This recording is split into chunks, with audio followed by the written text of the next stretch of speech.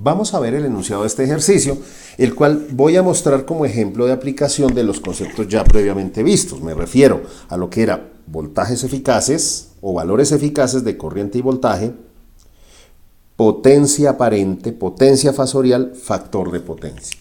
Bueno, voy a leerles el enunciado. Dice así: una carga conectada en serie toma una corriente de I sub t igual a 4 coseno de 100 pi t más 10 grados amperios, cuando la tensión aplicada es de B sub t igual a 120 coseno de 100 pi t menos 20 grados. Halle la potencia aparente y el factor de potencia de la carga. Determine los valores de los elementos que forman la carga conectada en serie. Bueno, entonces, la primera pregunta es: halle la potencia aparente y el factor de potencia de la carga. Bueno, entonces empecemos por ahí. En primer lugar, tenemos los voltajes pico de las ondas sinusoidales. Está esta, la de la corriente, 4 amperios, ese es el valor de la amplitud, y el valor del voltaje 120 como valores pico, ¿no? Entonces podemos sacar de acá de una vez los valores de voltaje pico igual a 120 voltios, corriente pico 4 amperios. A ver, yo he acostumbrado a hacer los ejercicios en la forma de seno, ¿cierto? En la forma de coseno es lo mismo. Usted simplemente, como ambos están en términos de coseno, simplemente para convertirlos en valores fasoriales, tenemos en cuenta son los ángulos. Desde que estén en la misma función seno o coseno, utilizamos los mismos ángulos, ¿no? Los ángulos de fase.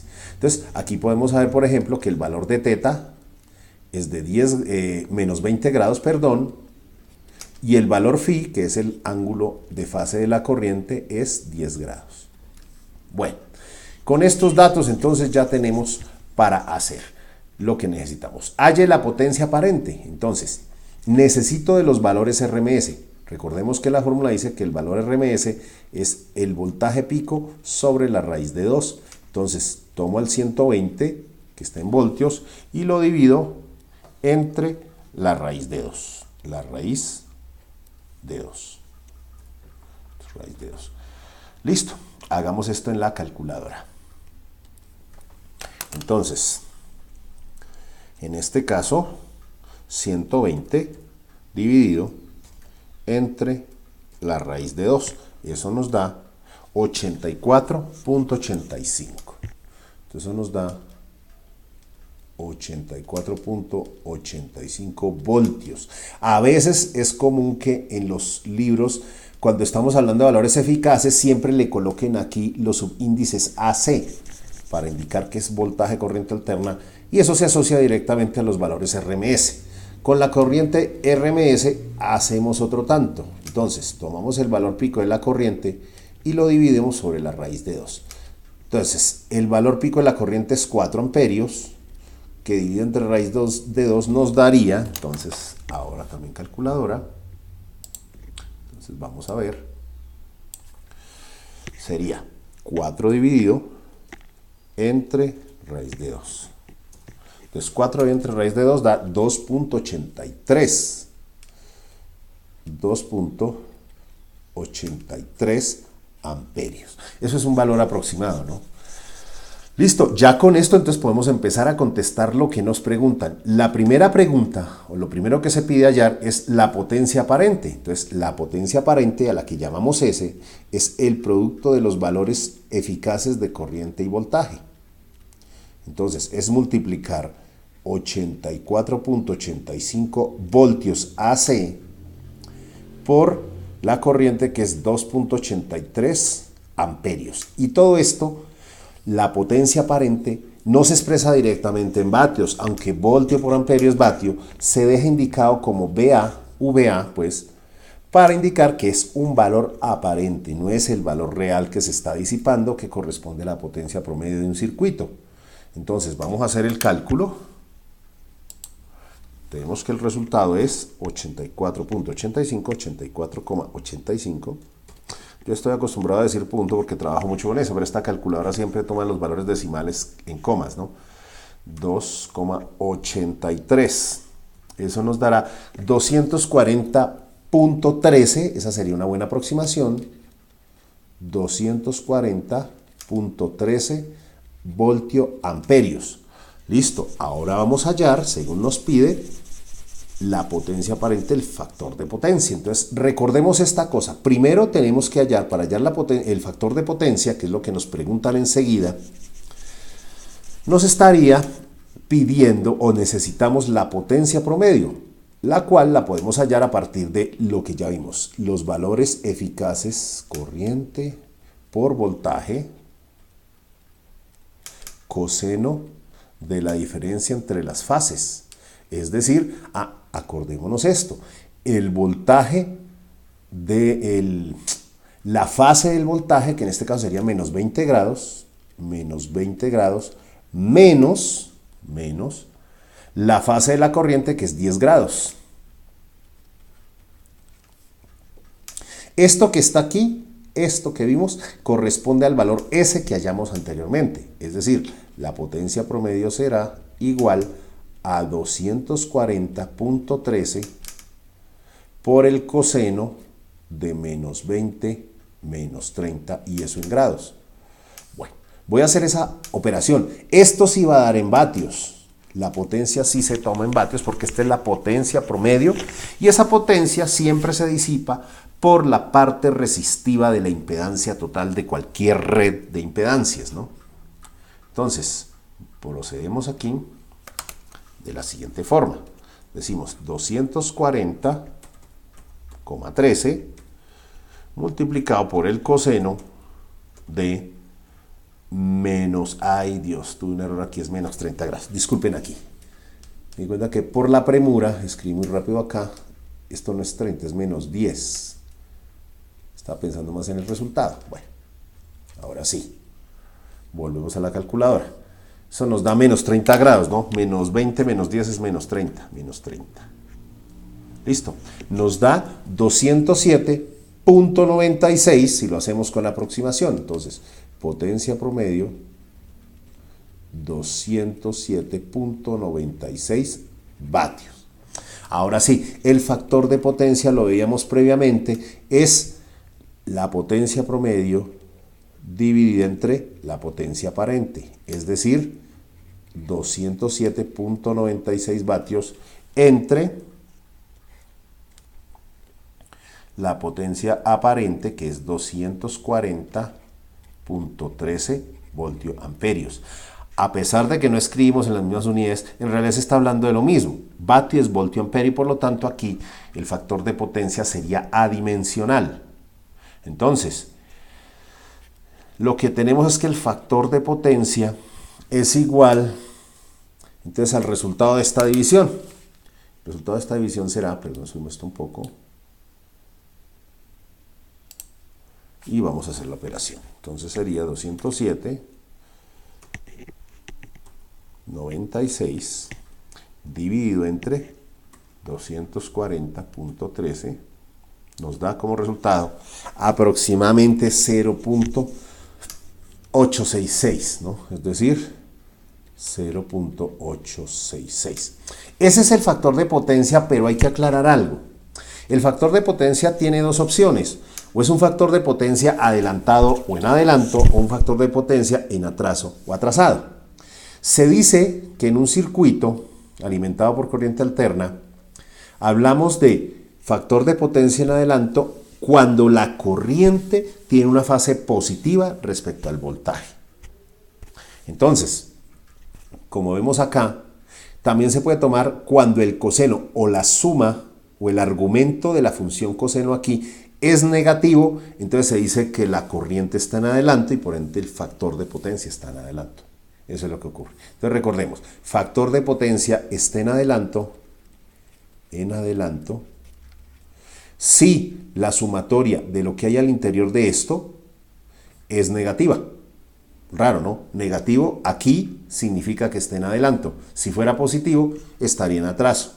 Y eso es porque en un circuito la corriente se adelanta con respecto al voltaje cuando presenta estas características, ¿no? Bueno, ahora viene la otra parte, la parte C, que nos dice, determine los valores de los elementos que forman la carga conectada en serie. Bueno, entonces ya puedo expresar esto aquí.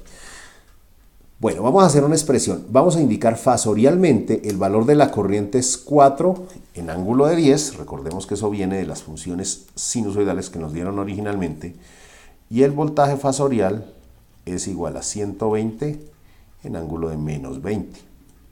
Recuerden, porque 10 es el ángulo de la corriente, si lo vemos aquí expresado, miren, 10 grados es la fase de la corriente, si ustedes ven acá, mientras que menos 20 es la fase del voltaje, y eso es simplemente lo que he hecho acá. Escribirlo tal cual como estaba en ese punto. Ok. Entonces, ¿qué sabemos nosotros? Nosotros sabemos que la impedancia en un circuito, la impedancia es la división o el cociente entre el voltaje y la corriente, lo cual nos da 4 en ángulo de 10 o 4 dividido entre 120, perdón, disculpen, arriba va 120, es voltaje sobre corriente. Entonces, y al ángulo del voltaje menos 20 le restamos el de la corriente, menos 10, o sea, menos 20 menos 10 me daría menos 30, ¿cierto? Esa sería la fase, es decir, la impedancia equivalente del circuito es, esto en ángulo 120 dividido en 4 da 30, con un ángulo de menos 30 grados, y este está hablando de ohmios. Si paso esto a la forma rectangular, entonces recuerden que esto sería así, 30 coseno de menos 30 más J 30 seno de menos 30. ¿Sí? Eso es una forma de transformar desde el formato polar al formato rectangular. Entonces, hagamos con la calculadora esos cálculos respectivos. Entonces, ahí voy. En la calculadora me quedaría así. 30 coseno menos 30, entonces 30 por coseno de menos 30. Nos da 25.98, casi 26, ¿no? Escribamos 25.98, que es el resultado. 25.98. Listo. Ahora, ¿será que es positivo o negativo? Depende de los resultados que nos arroje la calculadora, como vimos ahorita. Listo. Entonces aquí voy con 30 por seno de menos 30. Y eso nos da menos 15. Entonces, 25.98 menos J 15. Y todo esto en ohmios. Bueno, y este resultado es importante, ¿por qué? Porque recuerden que toda red de impedancias se puede reducir a un equivalente compuesto de una resistencia en serie con una reactancia. Ahora, la parte real de la impedancia es la resistencia, o sea, R es igual a 25.98 ohmios, mientras que la parte reactiva es negativa, por ende estamos hablando de una reactancia capacitiva que vale menos 15 ohmios, ¿verdad? Es decir, ese circuito del que estamos hablando, ese circuito está compuesto por una fuente sinusoidal,